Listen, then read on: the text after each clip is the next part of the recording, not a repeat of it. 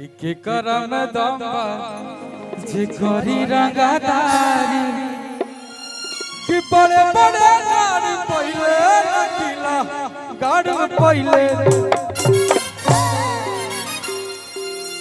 Tight बनो जो हो जाए और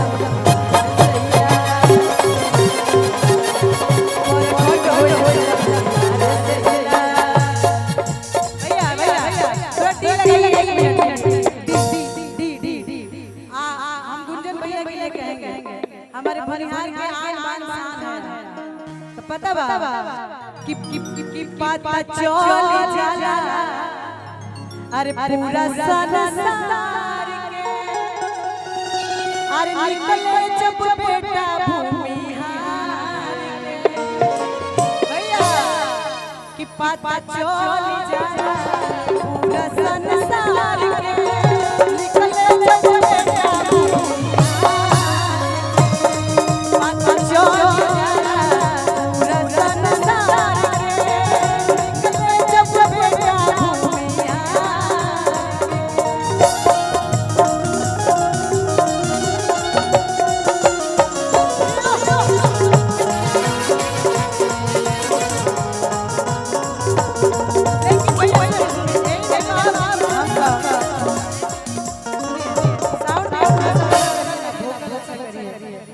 देखो ये जन्नत बंद मरद करेला लड़की लोग से कहे के बा कि देखो ये जन्नत बंद मरद करेला कि ओसो के लगन तहर हट न अकेला आ कैसे चाहे मरद बोला हाली हो अरे हीरो मरदा खोजब अरे हीरो मरदा गुंजन जी के दे सुना प्यारी हो अरे हीरो मरदा गुंजन जी के दे सुना प्यारी हो देखै जलक बट मरद करेला ओसो के लगन तोहर हट न अकेला देखै जलक बट मरद करेला ओसो के लगन तोहर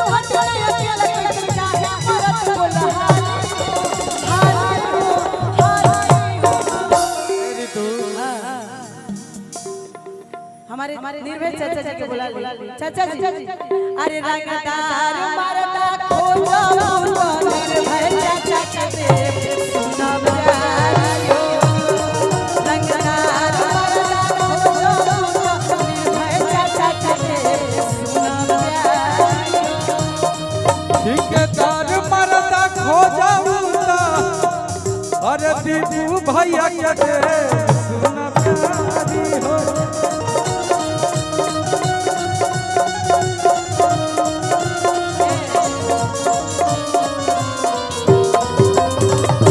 मरदा खोजो अरे अपना दीपू भैया के दे अरे रंगदार मरदा खोजो गुंजन भैया के दे सुना प्यारी हो रंगदार मरदा खोजो गुंजन भैया के दे सुना प्यारी हो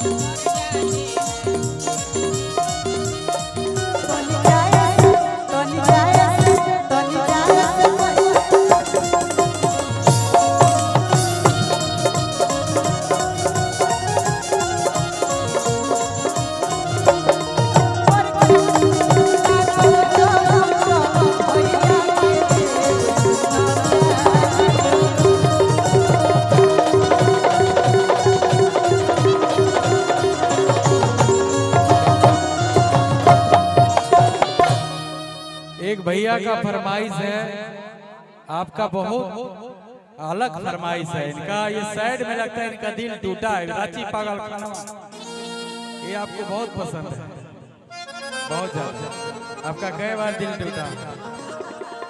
तो हर दिल भी तो बरियार होई कितनो बार टूटी कोई दिक्कत नहीं। 5 ही रखो 5 रखो। हाँ बस भैया के लिए 2 लाइन सुबोध सिंह जी के लिए। आइए दीपू भैया, जब भैया आ रहे थे फ्लाइट चढ़ने से पहले ही मेरी बात हुई, कॉलन के मार हैं 1 बजे 1 बजे और आप आ भी गए टाइम से। ये होता है मर्द का जो आपका प्यार। भैया भैया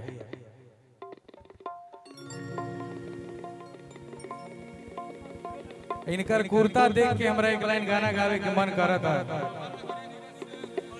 बंटी भैया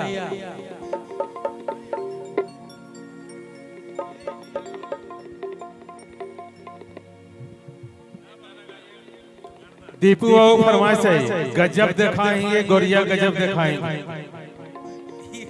तो हर तो अलगे फरमाइश। तू गावा एक लाइन, तू गा के सुना।